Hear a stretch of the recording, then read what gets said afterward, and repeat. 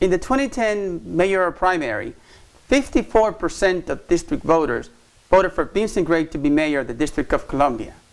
Recently, 3 DC City Council members have called on the elected mayor for his resignation because of the continued drama in his 2010 mayoral campaign, starting with the claim by a Mr. Solomon Brown that he was offered a job and was paid by the Gray for Mayor 2010 campaign to discredit the competition, specifically Adrian Fenty.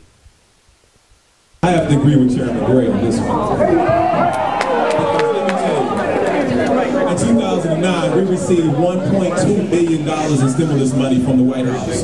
To do what? To hire school teachers, to create jobs, to hire firefighters, to hire police officers. What did he do? Since he's been there, 600 teachers. Out of $1.2 billion, that could have hired 600 teachers for the next 20 years, we got young people who did not get a Christmas present because he fired a lot of these teachers right before Christmas.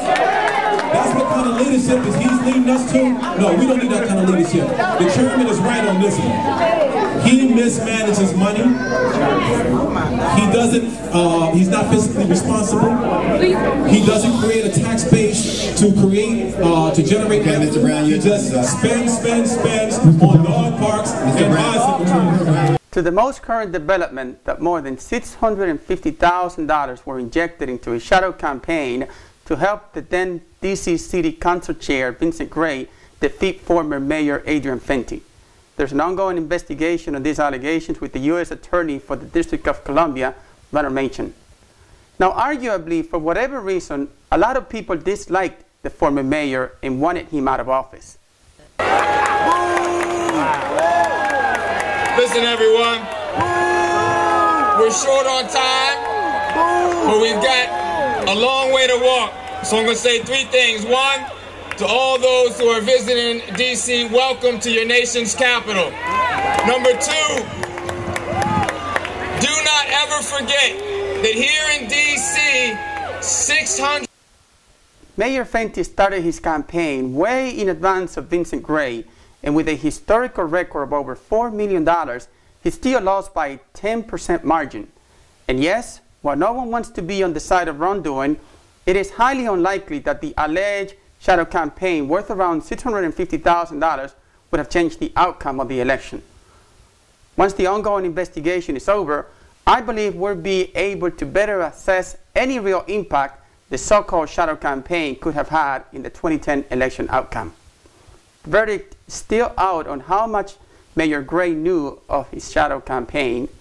If Mayor Gray wasn't aware of what some people were doing on his behalf, is he still guilty anyways, as one council member who called on his resignation implies?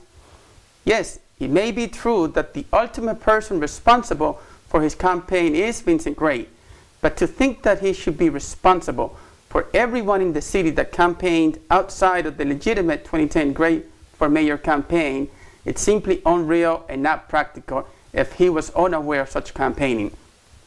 The latter is the benefit that some members of the DC Council are not willing to give the mayor, but the most residents of the city believe it's necessary in this process. I believe that the premature calling on the mayor's resignation by our city legislators when an investigation is ongoing is reckless behavior that will only bring more unnecessary drama and elevate the negative perception of the city.